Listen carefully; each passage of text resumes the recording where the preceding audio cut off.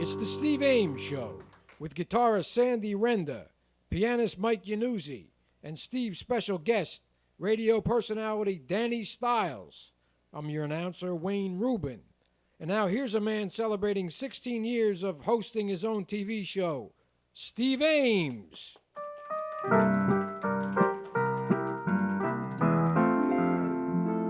There's just one place for me near you. It's like heaven to be near you.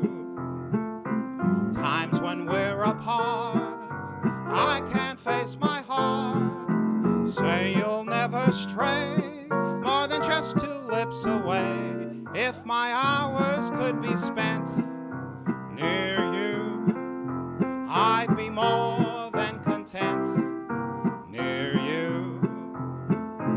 Make my life worthwhile by telling me that I'll spend the rest of my days near you. There's just one place for me that's near you. It's like heaven to be near you. Times when we're apart, I can't face my heart.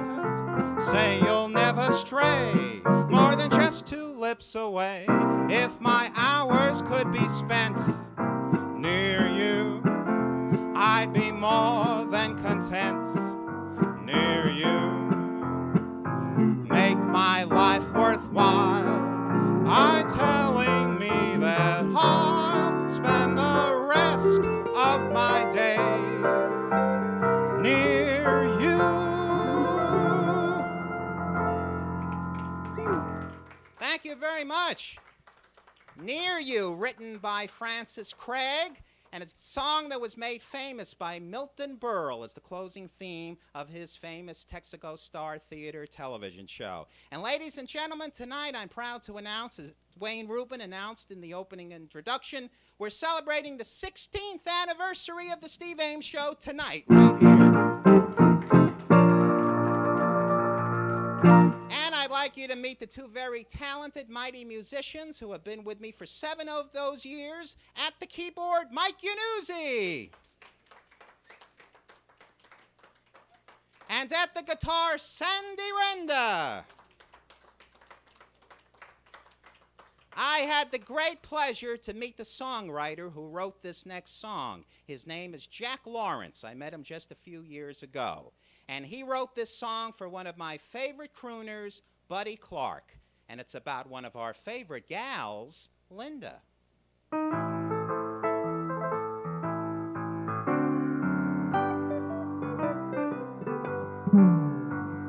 When I go to sleep, I never count sheep. I count all the charms about Linda. And lately it seems, in all of my dreams, I walk with my arms about Linda. But what good does it do me? For Linda doesn't know I exist. Can't help feeling gloomy. Think of all the loving I've missed. We pass on the street, my heart skips a beat. I say to myself, hello Linda. If only she'd smile, I'd stop here a while, and then I would get to know Linda.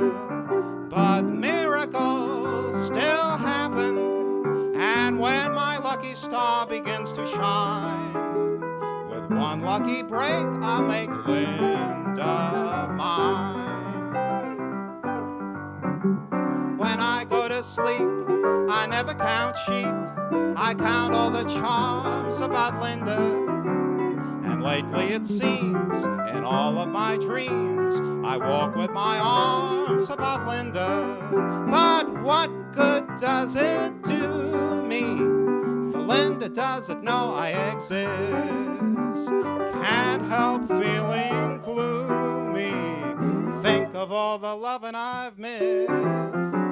We walk down the street, my heart skips a beat. I say to myself, hello Linda. If only she'd smile, I'd stop here a while, and then I would get to know Linda. but miracles still happen. And when my lucky star begins to shine, with one lucky break, I'll make Linda mine.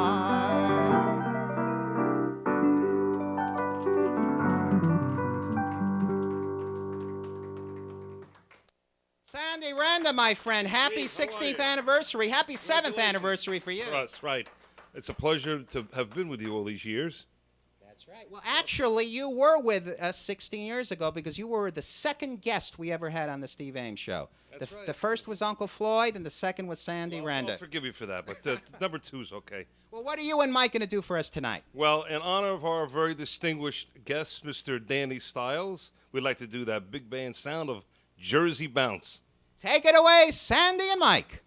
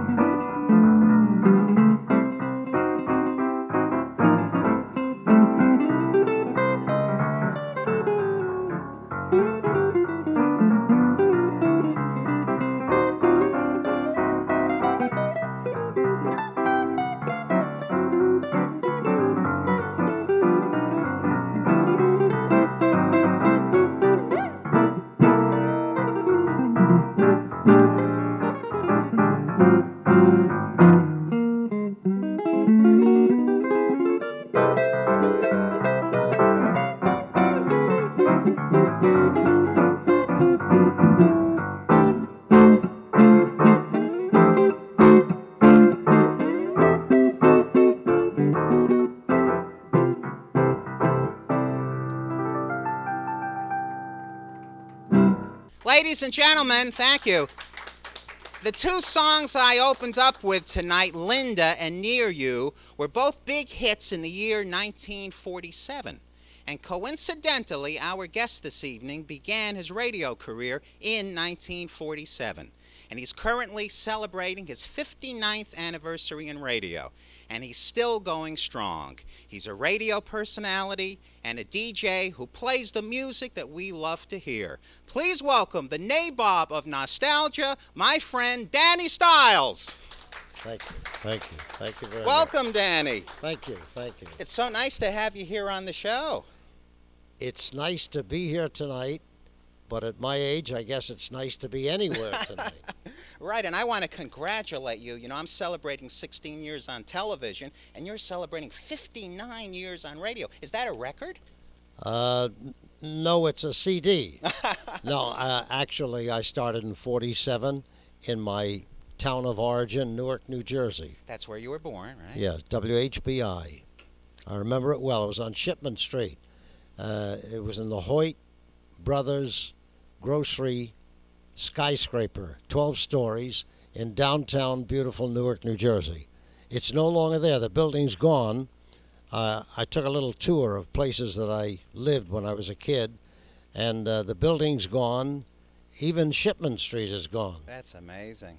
Even the little blocks, the Belgian blocks, all gone. That is real. But you're still here. That's what's important. Yes, I'm still now, here. tell me, when you first went on the radio in 47, what was your format? What type of show were you doing? Good question. I was playing records I felt that no one else was playing. It was what I called counterpoint. And I've done that most of my radio life, except when I worked on stations where everything was scripted and you had to go by the notes. I played avant-garde music. For example, I would play Sarah Vaughan, Billy Eckstine, some of the big bands that people hadn't heard of.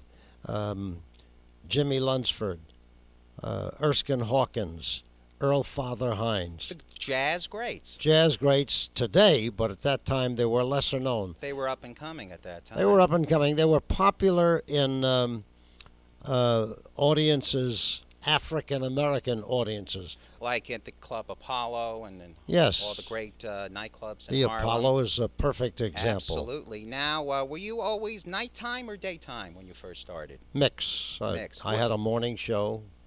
I did a wake-up show in my early days in New Brunswick, New Jersey for WCTC. It was called Danny Styles Yawn Patrol. I like that. It's I very- like that. Instead of the Dawn Patrol, the Yeah, Yawn Patrol. Yawn Patrol. That's very clever. Now, you were always on live. Yeah. Everything I did was live. Of late, most everything I do, I tape before the time, and then it goes on. But Correct. it's more or less taped for live playback. Absolutely. So it's- Now, how did you learn how to be on the radio? Did it just come naturally?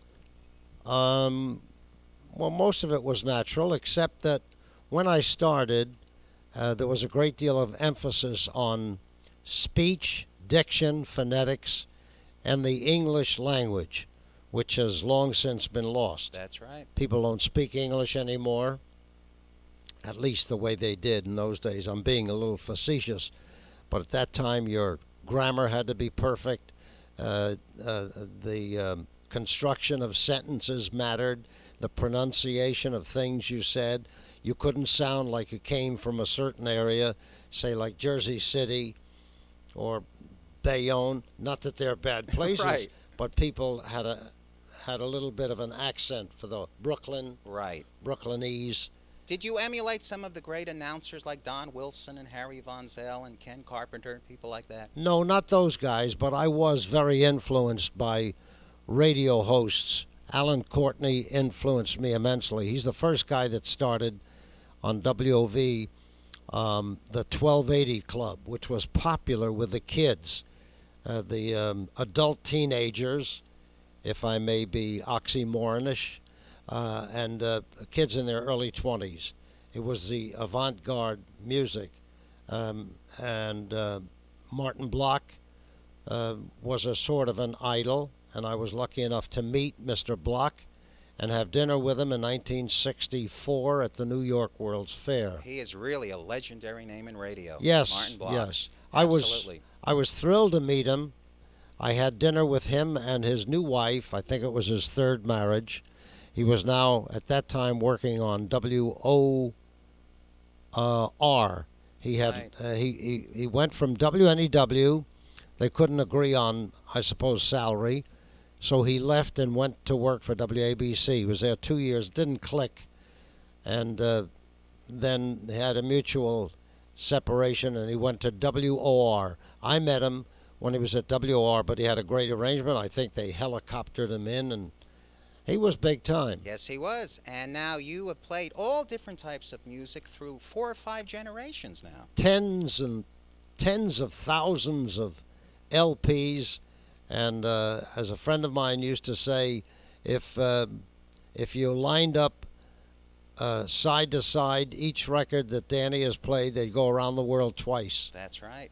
And I want you to know on a personal note that I've been listening to you for 30 of your 59 years, since 1976, when you were on WEVD in the mornings. I'm very flattered. Remember, I was in high school. I used to come home for lunch and put on Danny Styles and hear you play Benny Goodman and Louis Armstrong and Eddie Cantor and all the greats. I love that WEVD. I was on 10 in the morning to 1 in the afternoon. That's right. And some people said that I was responsible for the start of the purchase of FM radios by people, because at that time AM was everything.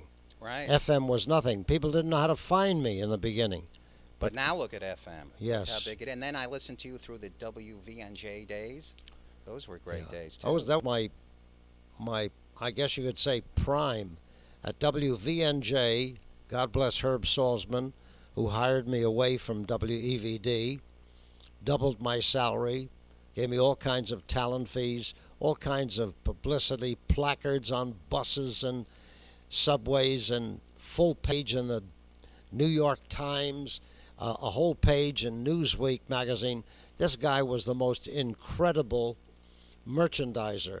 He was just a great boss. I loved him. Well, you did some great shows on that Yeah. station. I remember well. And I I loved want to it. talk about some of the live shows that you've done in restaurants and nightclubs with big bands and famous singers. We've got some pictures to show the folks with you and some very famous people. We're going to go back now to, I guess, the early days. This must be in the late 50s or early 60s. Danny Styles and Nat King Cole. Oh, that was wasn't a show that I was doing, but Nat Cole knew that I played his music, and he invited me to see him at the Copacabana. It was his first engagement at the Copa. He was excited. I was excited for him.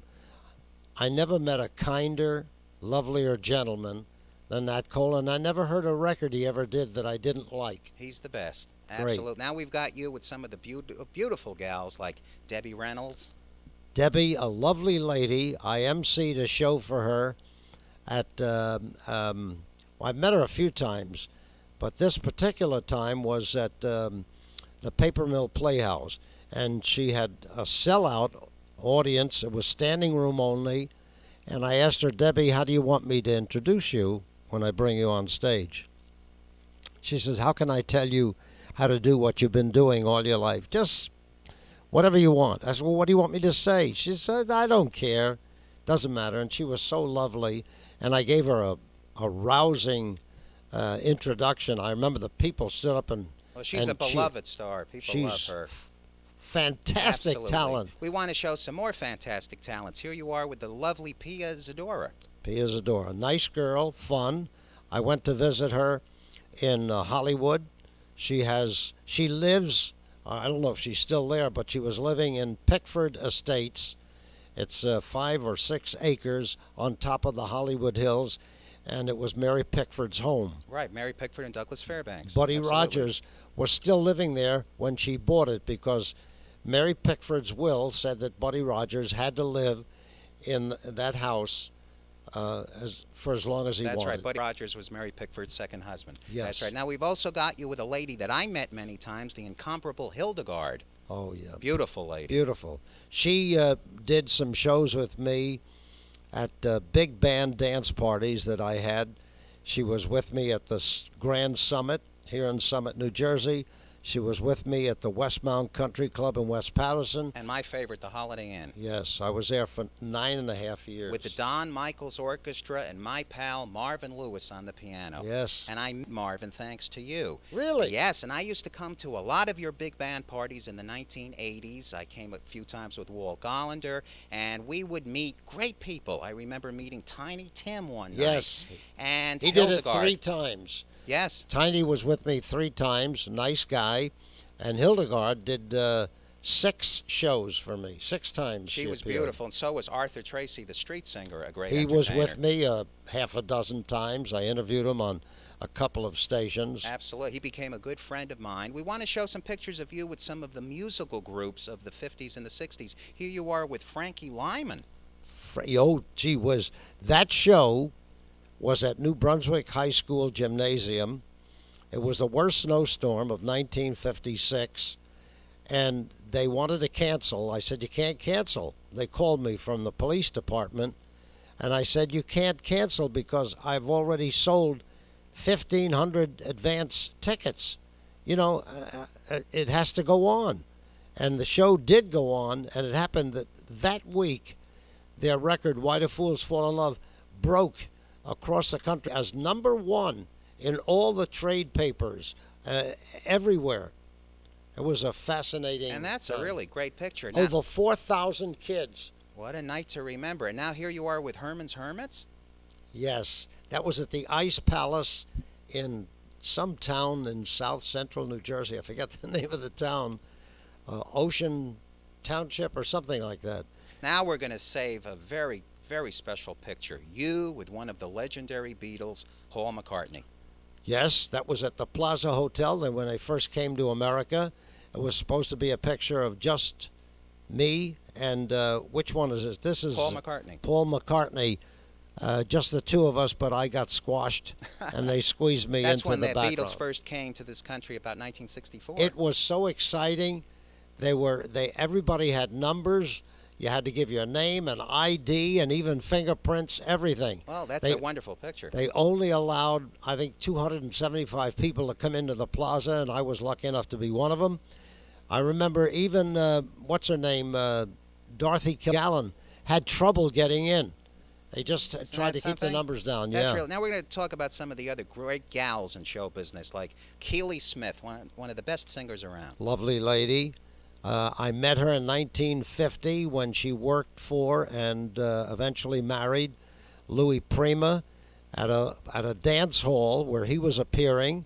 They were having a cup of coffee in the dining area of the dance hall, and I walked over and I introduced myself. I was a bashful kid then. I'm very shy. I've changed. But I did say hello. My name is Danny Styles, and I'm a fan of yours for years. And I knew a piano player that he used. I can't think of his name right now. But I was a fan of Louis Prima. I always used to go to see him at the Adams Theater. We love Louis Prima in music, Newark. and we love Keely Smith. Talking about piano players, here you are with the great Irving Fields. Yes, Irving is still around. Yes, he's over He's 90. 90 years young, and he still performs. He's still at clubs in New York City, and I see him every once in a while. He's a great man. We've got some pictures of you with your family. You graduated college, and here you are with your parents. Yeah. That God was, rest their soul. What My college? mother, that was New York University. Uptown was the grounds. General Omar Bradley spoke at my what do you call it? The ceremony. The graduation. Did you know at that time that you were going into radio when you graduated college? What year? That was. I'm trying to think of the year. 47. No, I don't think I knew yet, because it was 47 that I decided to go into radio, and that's because a guy that I met named Hal Tunis, who was a second banana on WAAT and WATV. Paul Brenner was the main guy, and Hal worked there, and I became friendly with him. And he, I used to drive him around to gigs, appearances at theaters and stuff, and it suddenly clicked. That little light bulb went off in my head. It says, hey, instead of thinking about going to Hollywood like all your friends did, which I had a lot of good friends who went to Hollywood. Some made it, some didn't. But I thought, here I can be in the entertainment field, be on radio. That's great. I said, I'm going to be a radio announcer. And I asked him to help me find out what to do to get a position at a station. Because at that time, there were only 8 radio stations in New Jersey. Did you ever think then that you'd still be on radio 59 years later? I never thought about it. I never really thought about it. I never dreamed that I would go 59 years. My mother said I couldn't hold a job. Isn't that funny? My sweet mom. Now, you've got a website for us. Give out your website. It's www.dannystyles.com. And also give out your current radio stations where we can hear you. Or you can hear me on Saturday nights, 8 to 10 p.m. on WNYC, AM 820, and on the internet at www.wnyc.org, and you just click on the AM radio. On weekdays, I'm with NSW. Used to be WNJR back in the days when I was the cat man. The call letters are different, but it's the same spot on the dial, 1430. I'm on from 8 to 10 at night, weekday nights, and that also is on the internet, www.mrbi.net.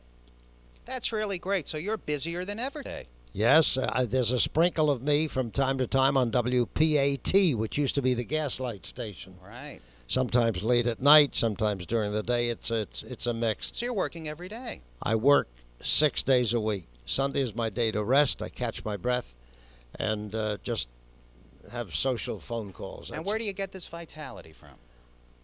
I was injected with a phonograph needle. I like that. That's good. I don't know. That's good. Hey, we've got a couple of more pictures to show. Here you are with the 2 Tarzans, Buster Crabbe and Johnny Weissmuller. The best and the most memorable interview I ever did, thanks to Dan Laurie, the strongman who was the SEAL Test strongman. He wore a Tarzan outfit, and it was for the SEAL Test Milk Company. And he asked me if I want to interview both guys at the same time, which I did on WEVD 1971. It was marvelous because he was really, to me, that was Tarzan, Johnny Weissmuller. Absolutely. I grew up with him as Tarzan. And Buster Crabbe was Flash Gordon. He was Jungle Jim. He was a great star to me. And he did one Tarzan picture. He did one, 1932. That's right. But I thought he was a phony. I said, you were a fraud.